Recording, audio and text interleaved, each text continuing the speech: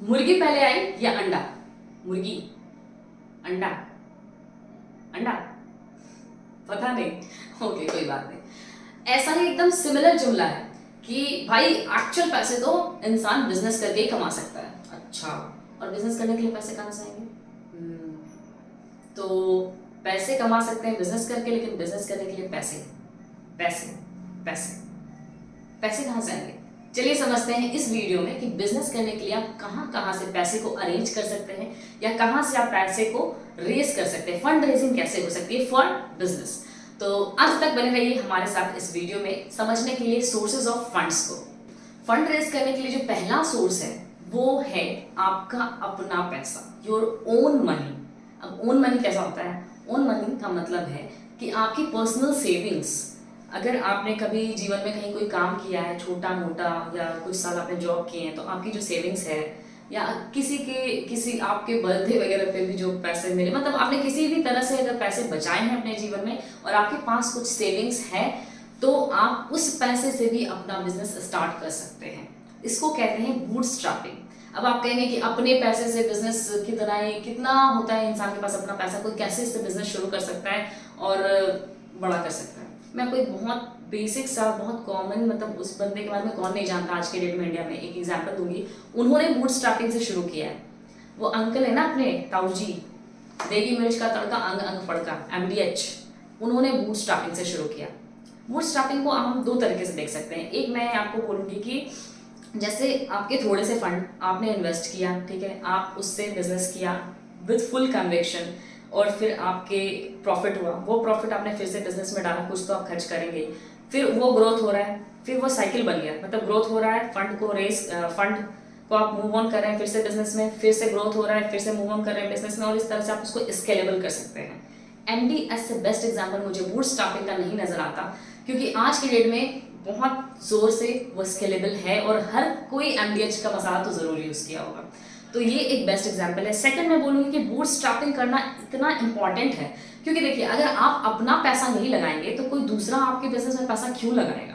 अगर आप एक बैंक में भी लोन लेने जाते हैं तो वहां पे भी रूल है कि 20%, 15% या 5% का ही क्यों नहीं, लेकिन मार्जिन होता है। और मार्जिन का मतलब होता है कि अगर 5% का मार्जिन है, मतलब 95% आपको बैंक दे देगी लोन, लेकिन 5% आपको एज अ प्रोमोटर कॉन्ट्रीब्यूशन आपको खुद का पैसा डालना पड़ेगा। खुद का पैसा डालना इतना इंपॉर्टेंट है आपके कन्विक्शन को शो करने के लिए।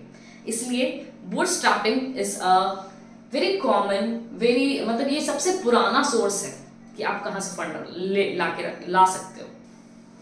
दूसरा सोर्स होता है फ्रेंड्स एंड फैमिली। अब आप बोलेंगे कि फ्रेंड्स एंड फैमिली आजकल किसको हेल्प करता है?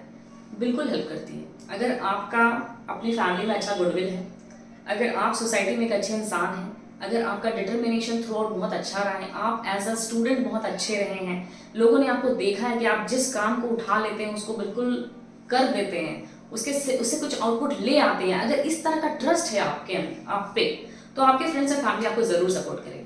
फ्रेंड्स एंड फैमिली से फंड लेने का सबसे ज्यादा बेनिफिट क्या होता है कि आपको उनको कोई इंटरेस्ट नहीं पे करना, आपको उनको अपनी कंपनी का शेयर्स नहीं देना, ठीक है, कोई लीगल डॉक्यूमेंट्स वगैरह में बहुत ज्यादा झमेले में नहीं पड़ना। बहुत सिंपल होता है कि आप अपने फ्रेंड्स और फैमिली से बात करें, अपना स्ट्रॉन्ग आइडिया दिखाएं, अपना स्ट्रॉन्ग डिटर्मिनेशन दिखाएं उनको। अगर आपको पे फेथ है वो आपको फंड देंगे। आप एक जगह से नहीं हो सकता, जैसे आप मान लीजिए अपने किसी पर्टिकुलर बंदे के पास गए, वो पूरा नहीं दे सकता, आप तोड़ तोड़ के अपने 5-6 फ्रेंड से ले सकते हैं। जिन लोगों पे को भी आप पे बिलीव है, आप उस फंड को तोड़ तोड़ के भी ले सकते हैं, आपको जितना रिक्वायरमेंट है। तो ये भी एक बहुत कॉमन और बहुत पॉपुलर सोर्स है। अनसिक्योर्ड फंड जितने भी बैलेंस में है वो सारे फ्रेंड्स और फैमिली वाले ही डाल रहे हैं बिजनेसेस में, तो वहां से आ रहा है। अनसिक्योर्ड फंड्स जो है वो इधर से ही आता है, फ्रेंड्स और फैमिली से। तीसरा सोर्स है बिजनेस पार्टनर। मान लीजिए कि आपको बिजनेस स्टार्ट करना है, आपके पास कोई ऐसा प्रोडक्ट के बारे में बहुत अच्छा आइडिया है, आप स्टार्टअप शुरू कर सकते हैं, या आपको कुछ मार्केट आइडिया बहुत अच्छा, आपको लगता है कि आप किसी पर्टिकुलर चीज में काम करेंगे तो बहुत सक्सेसफुल हो जाएंगे, लेकिन आपके पास फंड नहीं है, और आपका ही कोई जान पहचान का फ्रेंड है या कोई भी है जिसके पास फंड है, बट उसके पास कोई आइडिया नहीं है या उसको काम करने के बारे में उतना आइडिया नहीं है, लेकिन वो काम करना चाहता है। तो ये दो लोग अगर एक साथ हो जाए तो ये काम शुरू हो सकता है। तो इस तरह से मतलब पार्टनर्स आप लाके कर सकते हैं। एग्जिस्टिंग बिजनेस में भी ऐसा होता है, जब फंड की जरूरत होती है तो हम नए पार्टनर्स को इंट्रोड्यूस करते हैं, वो कुछ कैपिटल लेके आते हैं और वो कैपिटल जो होता है वो बिजनेस में इंट्रोड्यूस हो जाता है। तो ये एक थर्ड सोर्स ऑफ फंडिंग है कि एक पार्टनर को लाइए और वो अपने साथ फंड लेके आते हैं और बिजनेस का हिस्सा बन जाता है। आपको उसको हिस्सेदारी तो देनी ही पड़ेगी, लेकिन फंड रेज करने का ये एक तरीका भी है। चौथा जो मैं बात कर रही हूँ, बैंक्स और एनबीएफसीज के थ्रू लोन। बैंक्स और एनबीएफसी को आप जब अपना जो बिजनेस का प्लान है वो आप बताते हैं और आप अपना एक्सपीरियंस वगैरह सब बताते हैं। जनरली हम जब बैंक जाते हैं तो मैनेजर से बात होती है, बैंक मैनेजर को आप सारी चीज़ें बताएंगे। अगर उनके लिमिट का लोन है या अगर उनके लिमिट का नहीं है तो वो अपने सीनियर से बात करेंगे। जो भी है आप अपना सारा चीज़ उनको बताएंगे कि ये प्रोजेक्ट है, इस तरह से होगा। वो आपको बोलेंगे प्रोजेक्ट रिपोर्ट बना के लाइए, आप उनको टेक्निकल फाइनेंशियल सारी वाइबिलिटी बताएंगे, तो बैंक वाले भी आपको फंडिंग कर देंगे। तो बैंक से बहुत इजीली मिलता है और एनबीएफसीज भी हैं जहाँ पे आपको फंड मिल सकता है। पांचवा जो है वो है गवर्नमेंट स्कीम। गवर्नमेंट की बहुत सारी स्कीम है। देखिए गवर्नमेंट ने आज भी स्कीम रन की हुई है और पहले भी थी। पुरानी एक बहुत फेमस जो स्कीम है वो है पीएमईजीपी स्कीम। मैंने कितने सारे प्रोजेक्ट्स किए हैं इसके अंडर, और इसमें बेसिकली 10 लाख और 25 लाख इस तरह के क्राइटेरिया है। उसके बाद वो पीएमईजीपी को रिन्यू भी करवाया जाता है, उसमें और 1 करोड़ तक भी जा सकता है। तो इस तरह से पीएमईजीपी स्कीम में आप लोन ले सकते हैं। या अभी बहुत फेवरेट चला हुआ है मुद्रा लोन। मुद्रा लोन में आपको एकदम कोलेट्रल भी नहीं देना है। और तीसरा एक है startup India scheme. Startup India scheme के अंदर भी आप लोन ले सकते हैं। तो ये है गवर्नमेंट की कुछ पॉपुलर स्कीम। इसके अलावा बहुत सारी स्कीम्स है, अगर आप गूगल पे या यूट्यूब पे सर्च करेंगे तो आपको जरूर मिलेगा, उन सबको भी आप देख सकते हैं। सातवां पॉइंट है इन्वेस्टर्स। इन्वेस्टर्स जो है ये बहुत बहुत पॉपुलर पॉइंट है। Angel investors and venture capitalist. Angel investors क्या होते हैं कि वो सिंगल पर्सन है जो आपके मतलब ऐसे इंडिया में या दुनिया में ऐसे बहुत सारे लोग हैं जिनके पास बहुत पैसा है, ठीक है। अब वो उस पैसे को एफडी करके तो नहीं रखेंगे ना, वो कुछ तो करेंगे जहाँ पे उस पैसे से भी उनको अच्छा रिटर्न आए। वो ऑलरेडी कुछ अच्छा बिजनेस कर रहे हैं, वो ऑलरेडी कुछ बहुत अच्छा कर रहे हैं, उनके पास एक्स्ट्रा फंड है और वो चाहते हैं कि उसको किसी ऐसी जगह लगाया जाए जहाँ पे कोई उस पर मेहनत करे और उससे अच्छा रिटर्न आए। तो वो होते हैं एंजल इन्वेस्टर। वो जब अगर आपका आइडिया उनको अच्छा लगता है तो वो आपके बिजनेस में इन्वेस्ट करेंगे। वो आपको और भी चीज़ें प्रोवाइड करेंगे, जैसे अपना एक्सपीरियंस शेयर करेंगे, वो आपको बहुत तरीके से गाइड करेंगे। तो ये एक होते हैं एंजल इन्वेस्टर। और एंजल इन्वेस्टर आप कैसे फाइंड आउट करेंगे? आप अगर गूगल पे सर्च करेंगे आपको बहुत सारे एंजल इन्वेस्टर्स का वेबसाइट्स वगैरह मिलेगा, आप वहाँ पे जा सकते हो और एंजल इन्वेस्टर्स को सर्च कर सकते हो।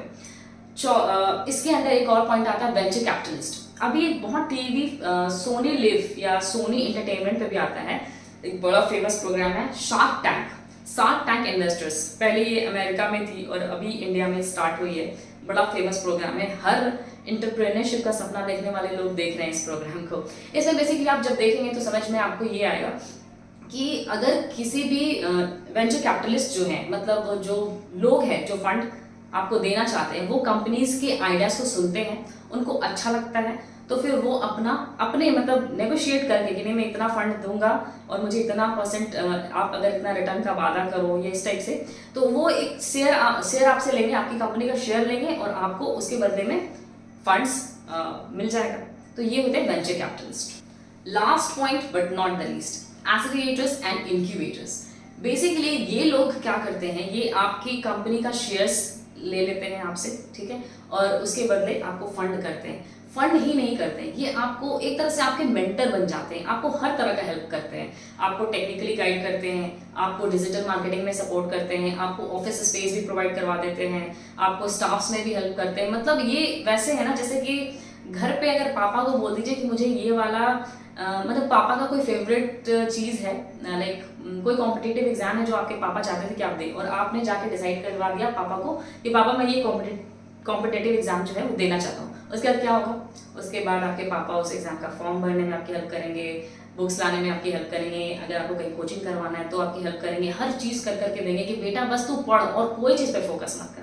तो ये लोग ऐसे ही आपकी हेल्प करते हैं कि सारी चीज़ें वो आपको पुश करके देंगे कि बस आप कोर एरिया में फोकस करें और अपना बिजनेस को बढ़ाएं। इससे उनको भी रिटर्न मिलेगा और आपको भी फायदा होगा। तो ये है सारे सोर्सेज ऑफ फंड जहाँ से आप फंड्स को रेज कर सकते हैं। लाइफ में सक्सेस करने के लिए चाहिए continuous effort, determination and conviction. अगर ये तीनों चीज का कॉम्बिनेशन है तो आपको सक्सेस करने से कोई नहीं रोक सकता। और फंड रेजिंग क्या है? फंड रेजिंग तो एक मतलब पार्ट ऑफ एक पॉइंट ऑफ टाइम पे आपके लिए प्रॉब्लम है, आप उस प्रॉब्लम से आराम से इजीली निकल जाएंगे। जो सोर्सेज ऑफ फंड मैंने बताए हैं इसमें से कोई ना कोई तो जरूर हिट कर जाएगा, और इसके अलावा भी हो सकता है बहुत सारे सोर्सेज होते हैं, वहां से कहीं से भी फंड अरेंज हो जाएगा। लेकिन अगर आपका विल पावर स्ट्रांग है, अगर आप डिटरमाइन हैं और अगर आप कंटिन्यूस एफर्ट करते रहेंगे तो आप सक्सेस तक जरूर पहुंचेंगे, आप एक सक्सेसफुल बिजनेसमैन जरूर बनेंगे। Thank you for watching this video. Please subscribe our channel and share this video.